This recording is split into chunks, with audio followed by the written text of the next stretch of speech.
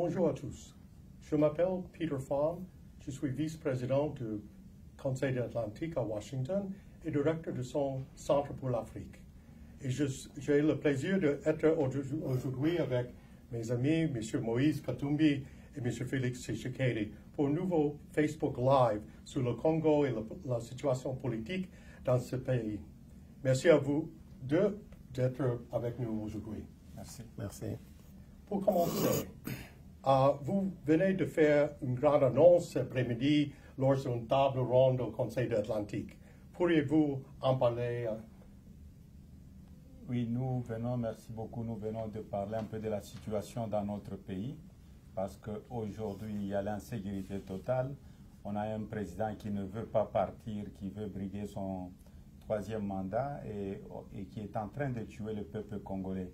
Chaque jour, c'est ce que nous sommes venus dire ici, essayer de sensibiliser la communauté internationale que nous avons besoin de la paix et nous avons besoin des élections crédibles, et libres, transparentes et inclusives. Bien, merci.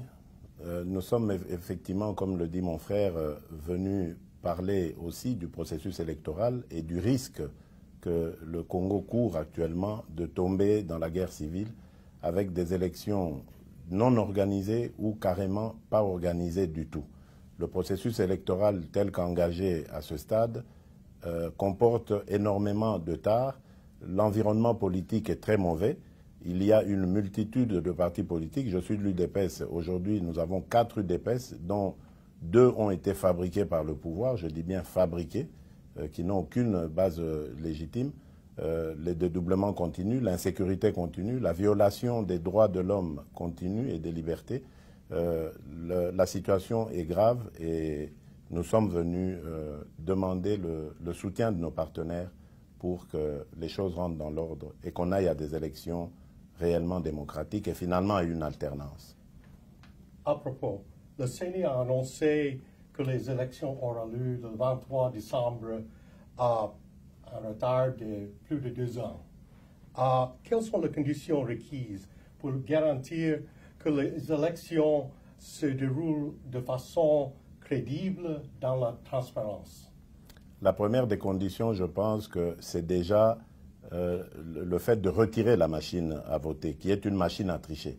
Parce que la loi électorale ne l'a pas prévu.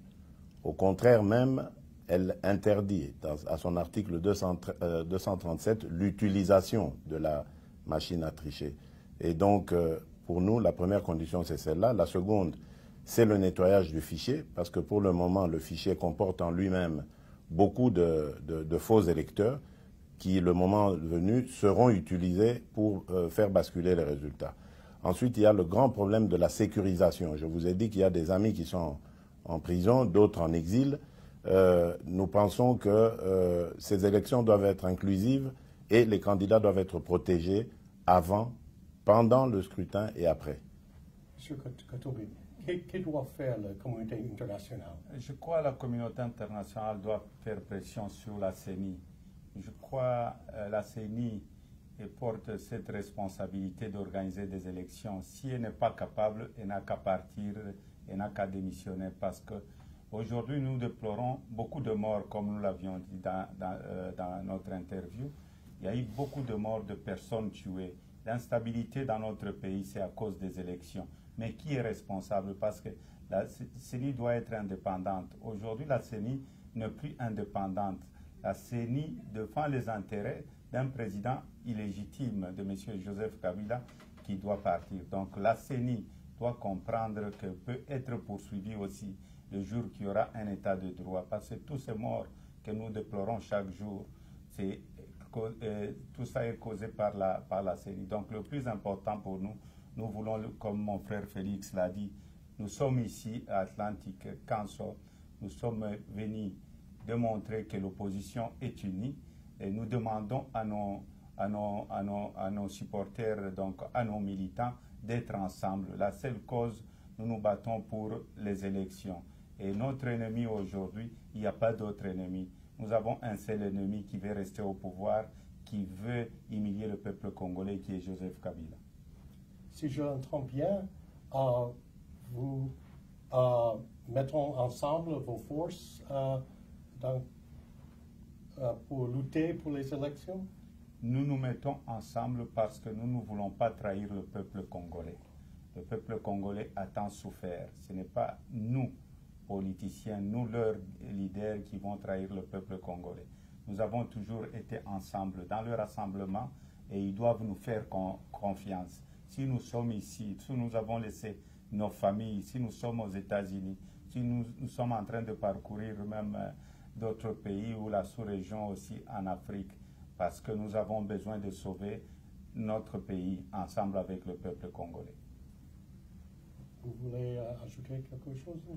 Fou? Oui, je crois qu'il a très bien résumé la situation. Ce qui nous anime ici, c'est le retour à la paix. Le retour à la paix et l'espoir pour un pays meilleur.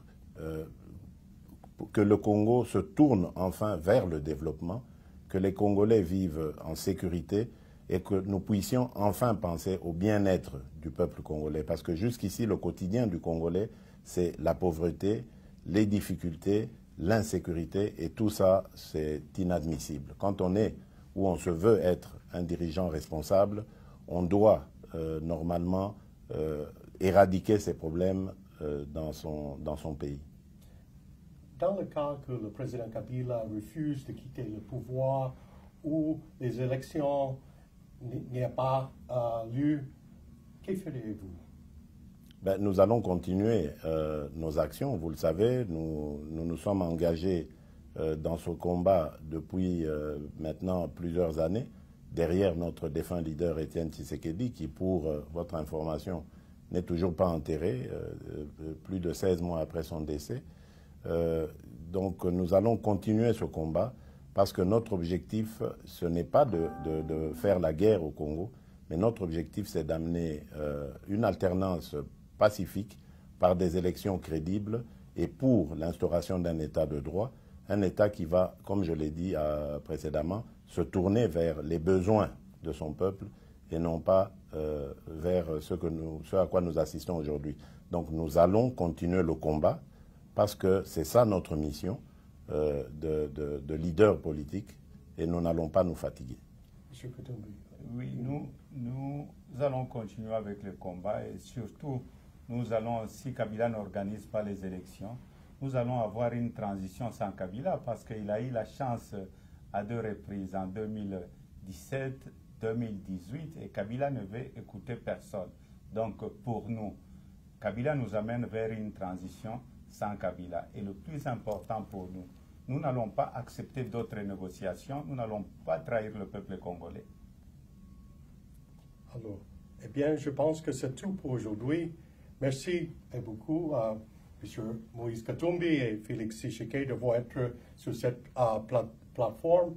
Et je rappelle que vous pouvez trouver toutes nos études sur le RDC sur notre site internet www.atlanticcouncil.org. Je vous remercie.